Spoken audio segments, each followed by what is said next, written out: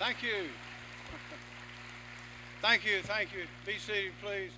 Y'all, I tell you, I love coming to conventions. They're so important. I've run for office a lot of times. I've won, I've lost, I've won primary, always won primaries. Well, almost always won the primaries, but I've run against several folks, run against single candidates in primaries, runoffs, general elections, and I've won, and I've had, in one election, had no opposition, and that's a good way.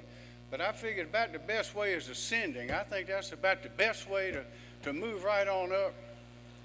I'm delighted that Nikki's up there. She's teaching them things up there in New York, and South Carolina's face and our presence is just getting bigger and bigger. Quote that great philosopher Jackie Gleason, how sweet it is. It does not get much better than this.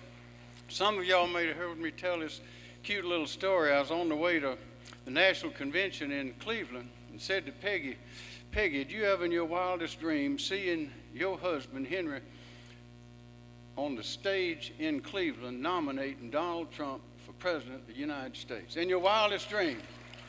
And Peggy said, Henry, I hate to tell you, but I never seen you in any of my wildest dreams.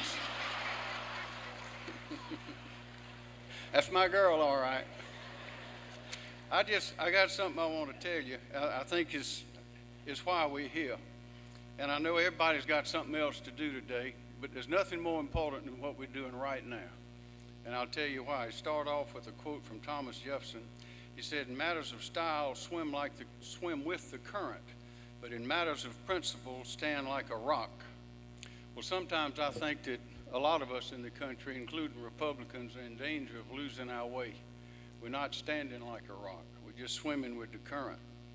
I know that our prosperity is based on free enterprise, individual responsibility, limited government, and that has produced the greatest economic strength, military power, and the greatest standard of living ever known to mankind right here in the United States. You know, we have enormous resources in the country, but our resources are no greater than many other countries, so what's different? Why are we ahead of the rest? It's because of our freedom. But today we watch the young people on television. You see the shows at night where they're asking them questions, and they're just the simplest questions.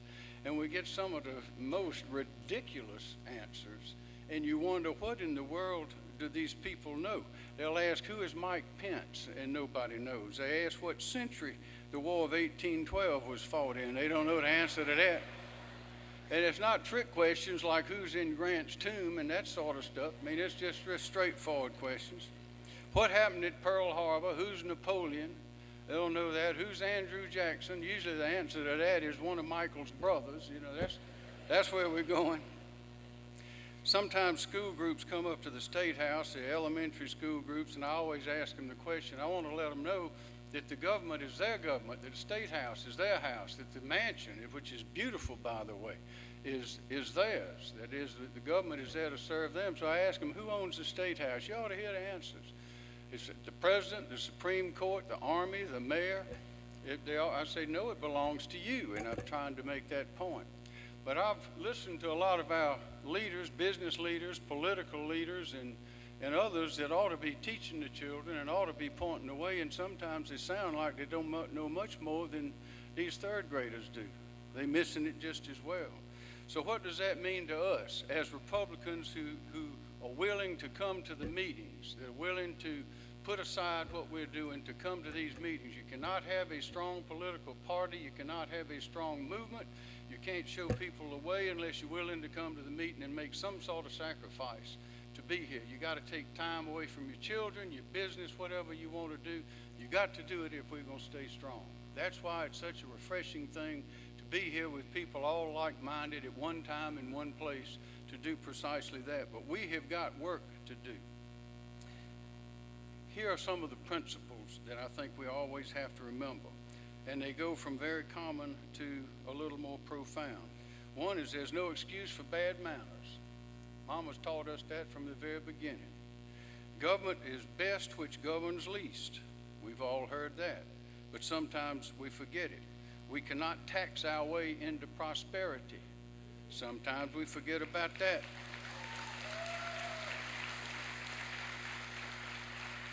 And you remember this one, Give a man a fish and he can eat for a day, but teach a man to fish and he can eat for his lifetime. You remember that? The government does not owe you a living. There's no such thing as a free lunch. I may not agree with what you say, but I will always defend your right to say it. And then you'll recognize this: Congress shall make no law respecting an establishment of religion or prohibiting the free exercise thereof. You'll remember the right of the people to keep and bear arms shall not be infringed. And you'll remember the powers not delegated to the United States by the Constitution nor prohibited by it to the states are reserved to the states respectively or to the people.